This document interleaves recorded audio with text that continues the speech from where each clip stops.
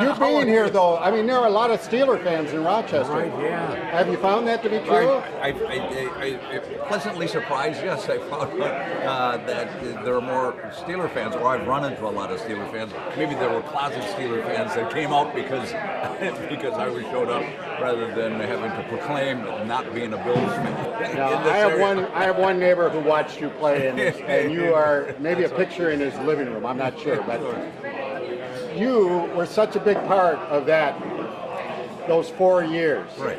It was more than 4 years, really. Yeah. But maybe being able to carry that along to help others. What's going on here, right? Very much so, and I think, part of my story is I look back on maybe the struggles of overcoming obstacles to be able to get to play with the team. And so I wasn't a highly drafted. I came out of the University of Notre Dame. I was a 417th person picked in the draft back in 1968. I was a 16th round draft choice. They don't even have those anymore. And I thought to myself, well, I might have a chance to make this team. There are 17 rounds. At least I'm not the last guy picked. And so, but I got a chance to play my rookie year, special teams primarily, and then that war was going on in the Far East and Vietnam, and like thousands of other young men, I got my draft notification and played 10 games that season, and then went into the military and ended up in Vietnam. And fortunately, be able to come back, but unfortunately, was wounded twice over there, and so the prognosis was I wouldn't be able to come back because of the damage that had been done. But ownership becomes very important. So the Rooney family bought me a couple years, and I say that in all honesty. And I came back out of the service back in 1970, and they put me on injured reserve, and I had another operation. I came back the following year. They put me in the taxi squad. So they kind of bought me 2 years to heal, to get stronger and do an opportunity. And by 1972, when the team finally started to kick in, we won the first. That was the first time in 1972 that we win the division in 40 years and got to the playoffs. And so, it boils down in 1972. Franco Harris was a rookie that year. Bradshaw had just been around since '69, and all of a sudden it boils down to one play, changes the course and direction against the Oakland Raiders. An immaculate reception. 26 seconds left on the clock, Franco scores, and the tide kind of turns, and there's some kind of hope in the air.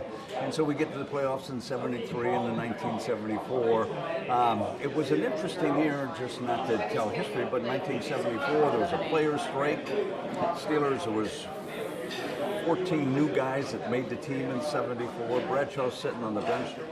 Joe Gillum is the starting quarterback, and Franco's banged up, and so it's we go 3-1-1, and all of a sudden things start to change, and Bradshaw comes back, and Franco gets healthy, and I get a chance to start in the backfield with him, and we start to win, and we win the division, go to the playoffs, and go to the Super Bowl for the first time, and we win the Super Bowl, and then we play 6 more years together and win 3 more Super Bowls during that period of time. So it was kind of a magical time of the great people coming together at that time and a belief system, and so you're very fortunate to be a part of it. To help something like what has been going on at Camp Good Days. What does that mean to you? So Camp Good Days, I mean, the whole thing about this tournament, which has been around for 40-some years and helping support Camp Good Days. And it's about giving back, and it's about touching lives, and you don't know the impact that it has on somebody's life unless you've been there.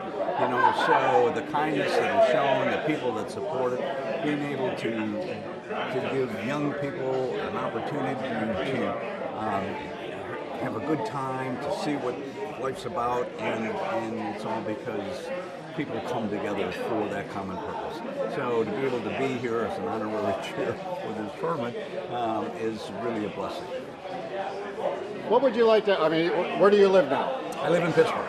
Oh, so you're still in Pittsburgh, still a hometown guy. So very good.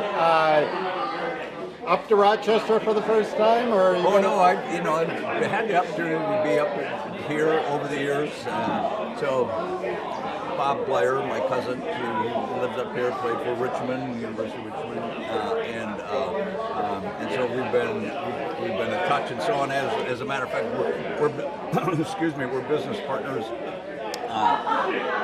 in the bourbon business, and so that's what that was about. Yes, right. So we got Blair's bourbon that is out on the marketplace. Excellent. So it gives me an opportunity to come up and spend some time here. Is it amazing to have so many folks even up here in Rochester, realize who you are and what you did when you were in football? It is. It always, it's like pinching yourself. Really, time goes on, and people still remember. And it's just part of being and maybe capturing the imagination of a fan base.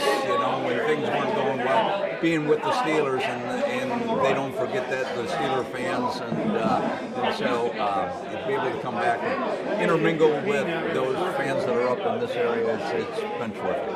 Excellent. Anything you'd like to say to the folks of Rochester?